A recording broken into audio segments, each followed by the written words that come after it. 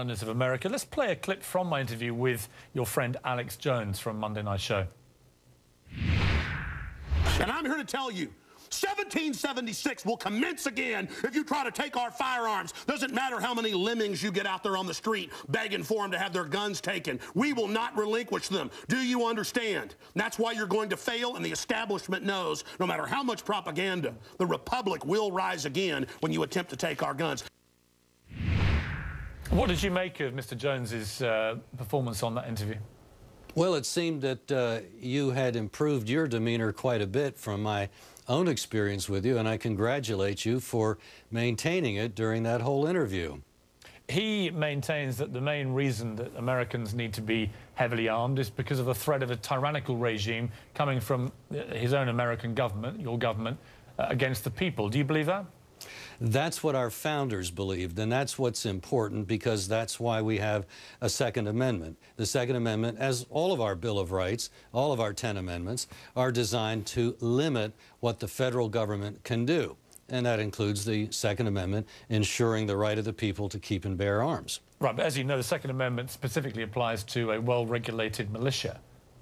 You're going to lose that argument. Increasingly, the courts are agreeing that individuals were to own their own military rifles so that if they were called to duty, they would have that to bring with them. That was the Militia Act of 1796, which required all able-bodied men to own a military rifle so that they would have it at the ready were they called up. How many guns do you want in America, Mr. Pratt? That's not for me to decide. That's for individual Americans to decide. Do you think every American should have an AR-15? Every American should be able to get an AR-15. I understand there are plenty of people that are not going to want that. There are probably people that would rather have a superior firearm. That's their choice. What are you going to do if President Obama wins his battle and brings in new stricter gun control legislation? Well, he's not going to do it by legislative, in my opinion. What I'm concerned about, and what I've been concerned about since even well before the elections, is having seen the president rule by executive order where he has no authority in other areas, I can see that he would just go ahead, and the vice president has even hinted at an executive order that would accomplish some or all of their gun control agenda.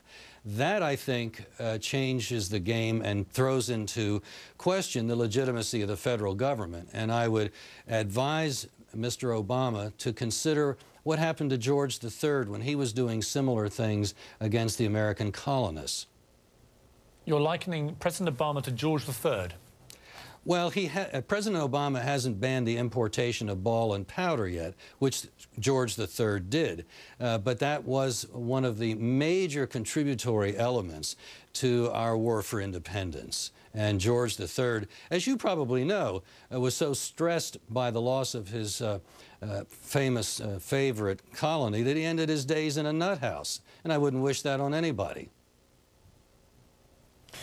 When I talk to you, Mr. Pratt, I always look for some sense of humanity from you in this debate, that you could react to something like the Sandy Hook massacre in the way that I did and many other people did. And I never see it from you. All I see is a very determined attempt to make sure the only outcome is that the gun manufacturers sell more guns and sell more ammunition, as we saw in December, record gun sales, record ammunition sales. Sir, I would ask you, where is the humanity in telling people they must be disarmed, they must be victims, they must just sit there patiently and wait their turn for a bullet? Is that humanity? Where's the humanity in doing nothing after these massacres? The humanity was being able to do nothing during the massacre. That was the lack of humanity, and that's what we're trying to rectify.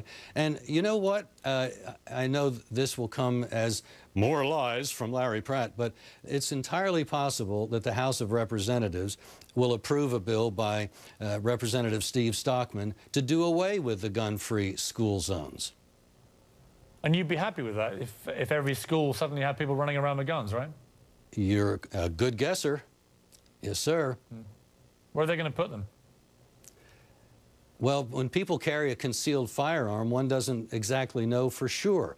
And the element of surprise remains with the person carrying concealed, which means that somebody contemplating doing something horrible doesn't know which person or persons might be able to arrest him, to stop him. And that's why our jurisdictions that have easy access to concealed carry firearms enjoy lower murder rates than, say, the gun control mecca of Chicago, which does better than 1 murder a day. Well, let me end just by asking one more question, because I think people watching will be curious. You know, you're a very experienced man in your field. You've run your operation for a long time. People take you seriously. You're a leading member of the gun rights lobby, and people believe what you say. So I'm going to give you one more chance before we finish to say again how many gun murders you believed were in England and Wales in 2011. More important than the number of murders, and it doesn't matter how a murder is committed. So I'm not going to really care about. Well, can you repeat the number? Can you repeat the number of gun murders that you said earlier? The data we have seen was 970, but okay, well, that pales into insignificance compared to your violent crime rate overall. The rapes, the muggings, the beatings. Mr. Pratt, stop being sensational. Everyone watching can now get on the internet. They can go onto Google. They can go to the Home Office sites from England and Wales, and they can check that figure for themselves. And when they see the accurate figure of gun murders in my country was 39 in 2011, and they see that the figure in their country was over 11,000.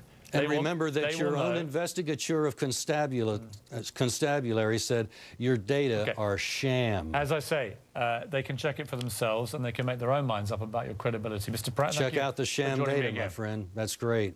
Okay, you're no friend of mine. Thanks for joining me.